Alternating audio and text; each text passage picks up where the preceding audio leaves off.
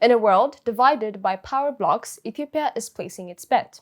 Its application to join the BRICS New Development Bank has been accepted, marking a bold pivot away from the West's financial grip.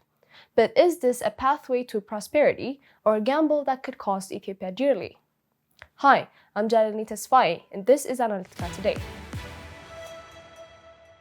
In this episode, we're diving into Ethiopia's big play, its accepted application to join the New Development Bank, the financial arm of the BRICS alliance. This shift could open doors to billions in development financing, roads, energy, jobs. But it also risks cutting deep into Ethiopia's long-standing ties with Washington, just as the US ramps up tariffs and slashes aid. Is this a masterstroke in economic diplomacy or a risky realignment that could leave Ethiopia exposed? Let's break it down, because what happens here could shape the future of the Horn of Africa and beyond. Ethiopia, the Horn of Africa's powerhouse, is a nation on the move.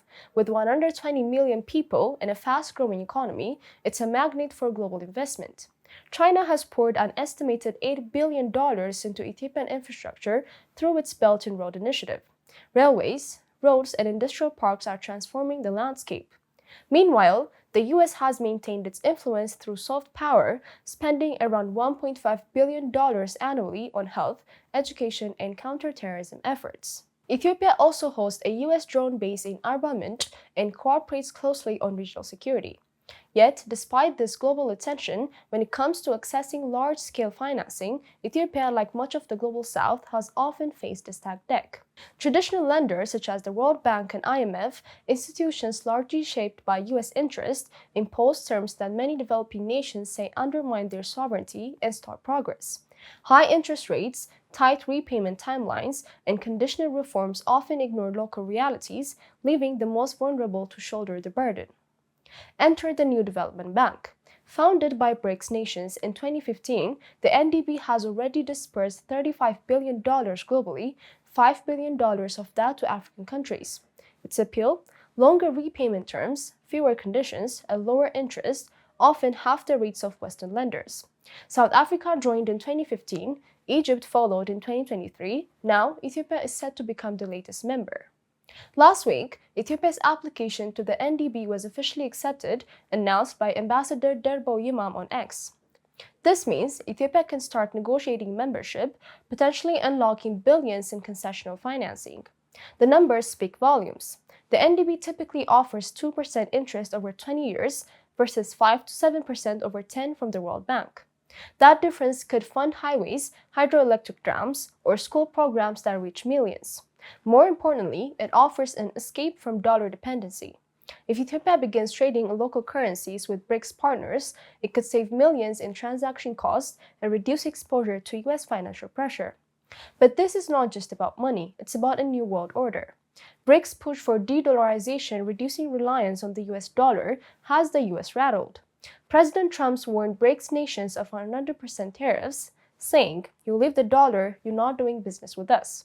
Last month, he hit Ethiopian exports like coffee and leather with a 10% tariff. He also slashed 60% of US aid, $900 million, gutting critical health and food security programs. The impact on ordinary Ethiopians is already being felt. Clinics once funded by US aid have shut down, leaving patients without access to medicine. Coffee farmers, whose livelihoods depend on US markets, are losing income as exports shrink. This is the human toll of global power plays. Ethiopia's BRICS move is about more than funding. It is a signal to the world we want options. By engaging both the West and the BRICS bloc, Ethiopia is attempting to walk a tightrope between competing superpowers. The benefits are clear. $33 billion in NDB projects already funded roads and energy across BRICS. Ethiopia could tap similar funds, boosting jobs and infrastructure.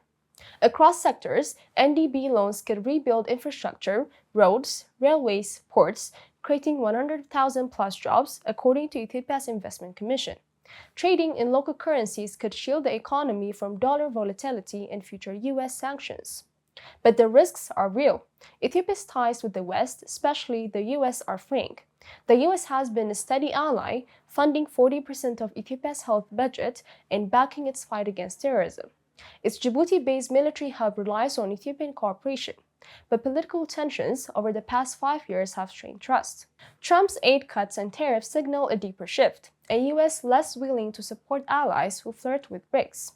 If tariffs escalate, Ethiopia's $1.4 billion coffee sector, 30% of US bound, could collapse under prolonged tariffs.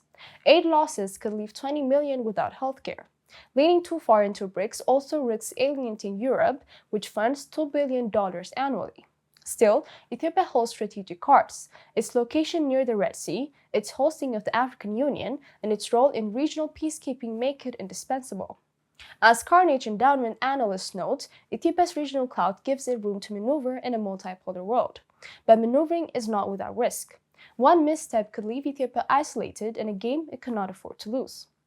Yet, there's a deeper current running beneath the headlines.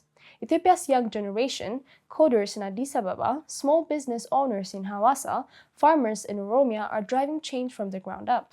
Their focus: job, electricity, healthcare, not Cold War politics. So, where does this leave Ethiopia? Joining the NDB is a bold pivot. It could fund vital infrastructure, boost local industries, and strengthen resilience against global shocks. It could also deepen ties with rising powers of the global south. But the costs are already mounting: US tariffs, aid cuts, and diplomatic cold shoulders. Ethiopia is signaling that it will not be bullied, but that independence may come at a high price. This is not just about dollars or dams. It's about redefining Ethiopia's place in a fractured world order. Can Ethiopia pull it off, or is it risking too much too soon? What do you think? Is this the dawn of a new era or a dangerous gamble? Drop your thoughts in the comments. If you found this video helpful, hit subscribe, like, and share. Until next time, I am Janani Tesfaye, and this is Analitka Today.